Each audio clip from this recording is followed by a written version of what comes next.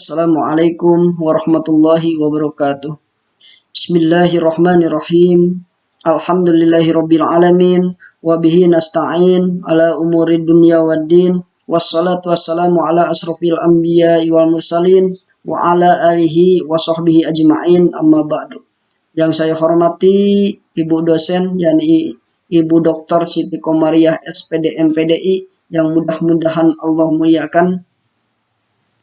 Alhamdulillah, pada hari ini saya bisa mempresentasikan sebuah artikel, yang mana artikel ini saya kasih tema yaitu proyeksi pengangkatan kebutuhan kepala sekolah. Namun sebelum kepada materi, alangkah baiknya marilah kita panjatkan puja dan puji syukur kehadirat Allah Subhanahu wa taala atas limpahan rahmat dan karunia-Nya lah kita semua masih diberikan umur yang panjang.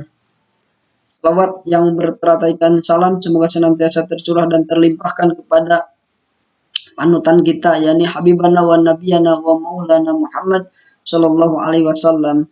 Karena berkat beliaulah yang telah membawa umatnya dari zaman jahiliyah hingga zaman hidayah, minad dzulumati ilan nur, dari zaman kegelapan sampai zaman terang benderang.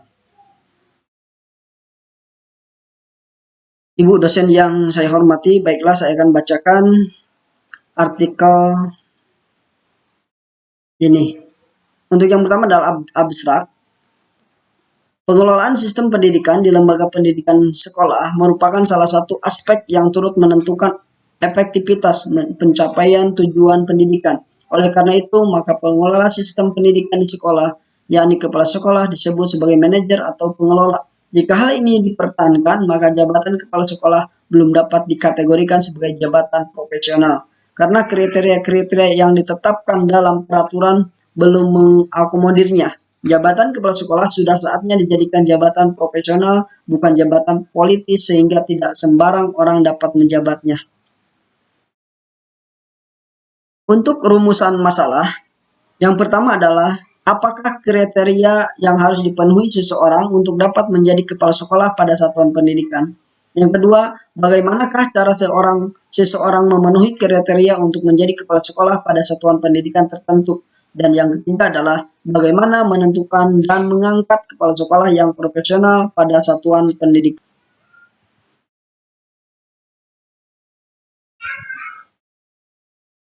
Tujuannya, yang pertama adalah bagaimana cara seseorang memenuhi kriteria untuk menjadi kepala sekolah pada satuan pendidikan formal tertentu. Yang kedua, apakah kriteria yang harus dipenuhi seseorang untuk dapat menjadi kepala sekolah pada satuan pendidikan. Dan yang ketiga adalah bagaimana menentukan dan mengangkat kepala sekolah yang profesional pada satuan pendidikan formal.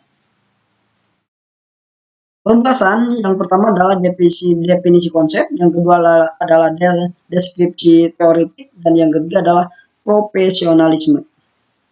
Nah, inilah untuk alur proses penyiapan calon kepala sekolah ataupun calon kepala madrasah.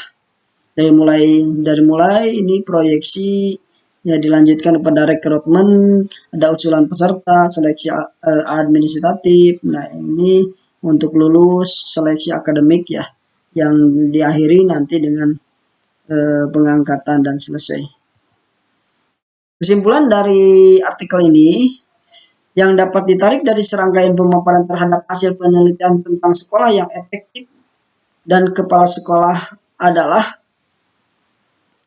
tidak ada keraguan lagi di antara ahli pendidikan umumnya dan ahli manajemen pendidikan khususnya akan besarnya pengaruh kepala sekolah terhadap keberhasilan sekolah. Oleh sebab itu, calon-calon kepala sekolah harus dipersiapkan secara cermat dan matang sesuai dengan kriteria yang wajib dimiliki oleh seorang kepala sekolah agar tujuan dari pendidikan dapat tercapai dengan sempurna.